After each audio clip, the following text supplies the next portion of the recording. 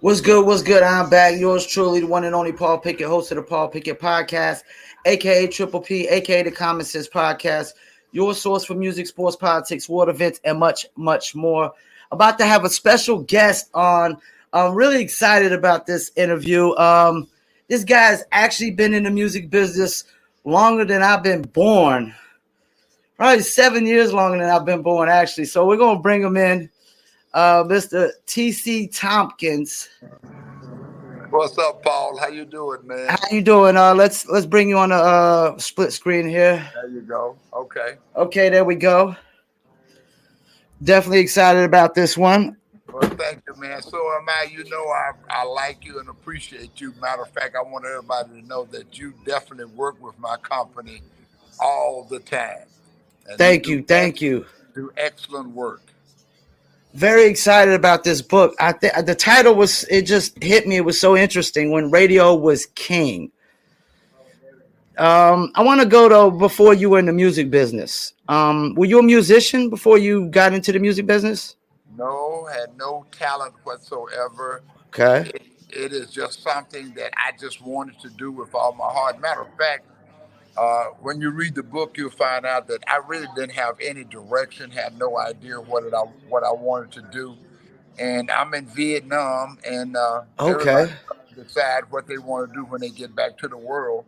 And that's just what I said, because the only thing you had in Vietnam was Stars and Stripes radio, Okay. which really meant a lot to me, helped me keep my sanity while I was over there.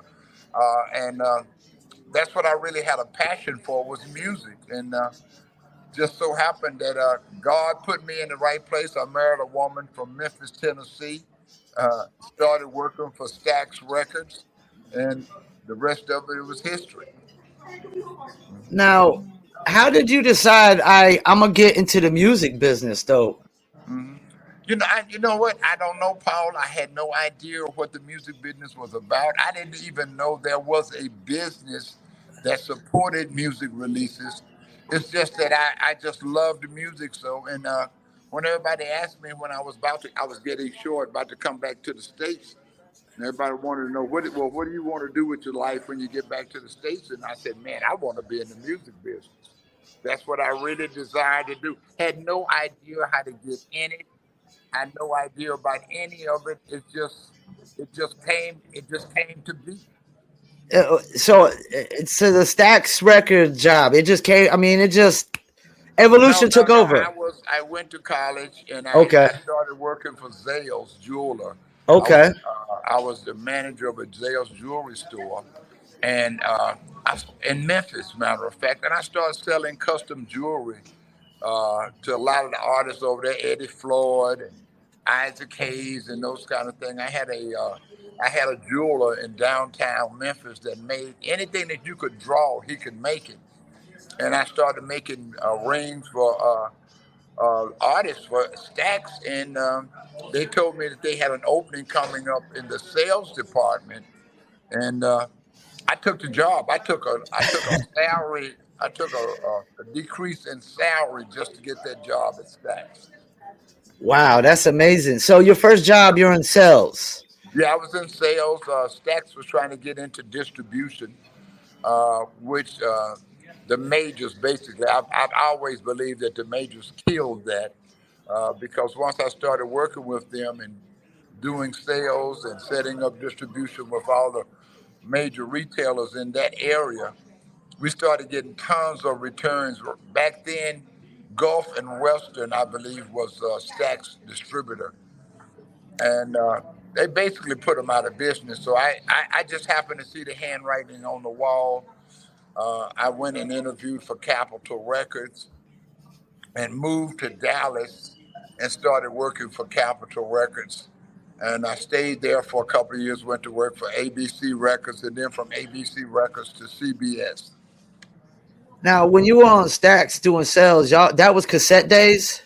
No, that was 45 days, man. That Okay. was wax Okay. days. I don't. There wasn't even cassettes hadn't even been invented back then. I Was it think easier? that was in 71, 1971 when I started working for Stax. Now, was it easier to sell wax back then? Oh yeah, man, that was all it was That's wax. all it was. So Yeah, that's all it was. You had no choice but to buy wax. that's all it was wax. Yeah, Okay. So you're over here at you said you went to Capitol next?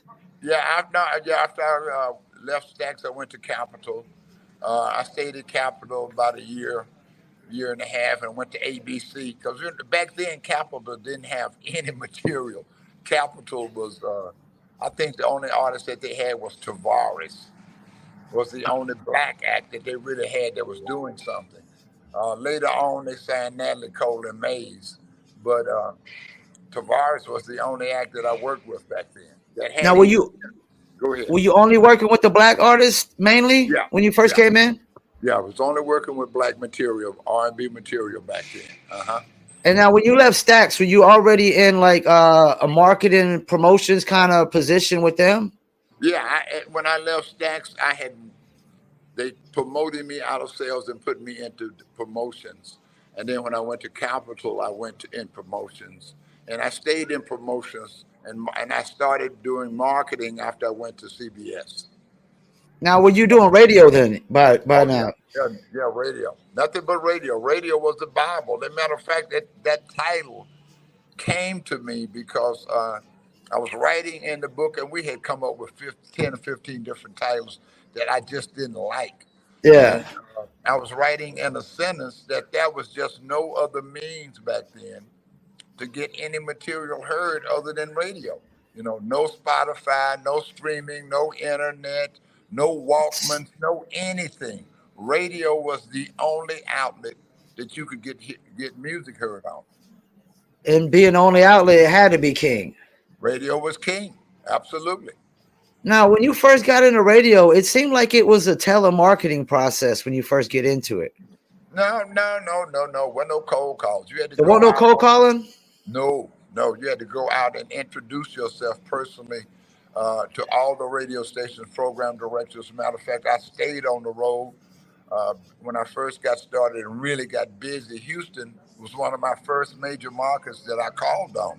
Houston and Dallas, because I moved from Memphis to Dallas.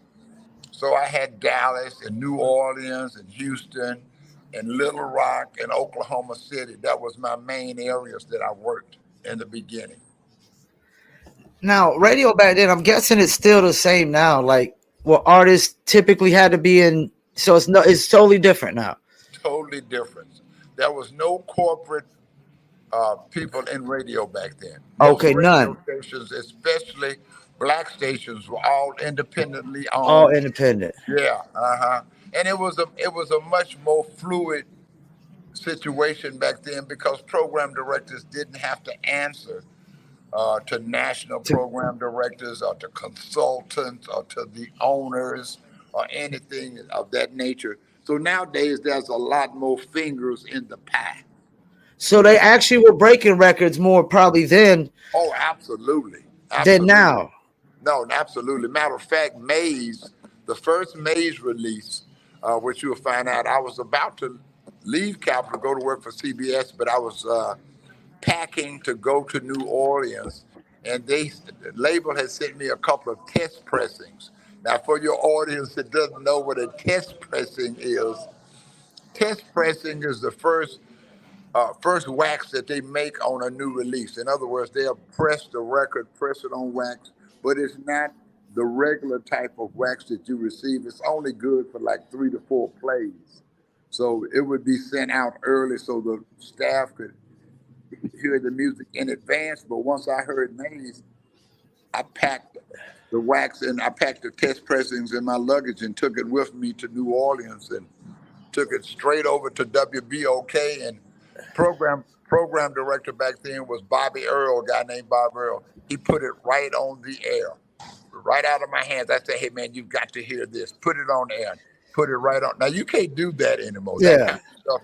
That kind of stuff is not done anymore. You can walk right in the control room and give the program director new music. They Now don't do the that. the No. test records is a new one from. I've never heard that one Yeah, before. Why yeah. they It's only? called, it's called Why only test three pressing. times? Well, test pressing just didn't have the quality. I don't know why Okay. it was so limited to how many times you could play it. But that was what they would send out on new material. Then it went from test pressings to advanced cassettes. Once we got into the cassette business, we were doing cassettes back when Thriller came out. Wow. Yeah, that's as far it had advanced. CDs were being spoken about, DVDs were being spoken about, that there was something in the future that was Yeah. coming.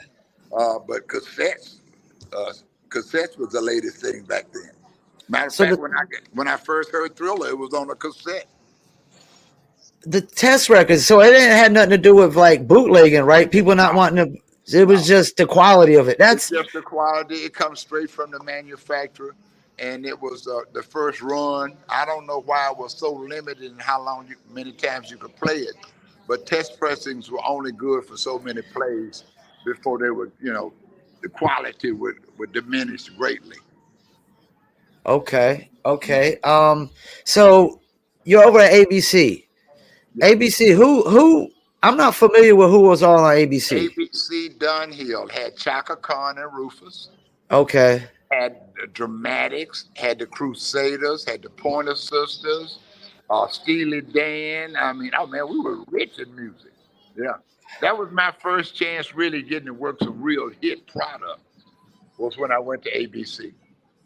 So okay, because you said Capitol, their catalog was just really not Really there. thin, really thin. They only had one. When I was first there, they only had Tavares. Then they signed Natalie Cole. She had Incredible. That album was incredible. And then they had signed Mays. They signed Mays right before I left and went to ABC. Your radio. You do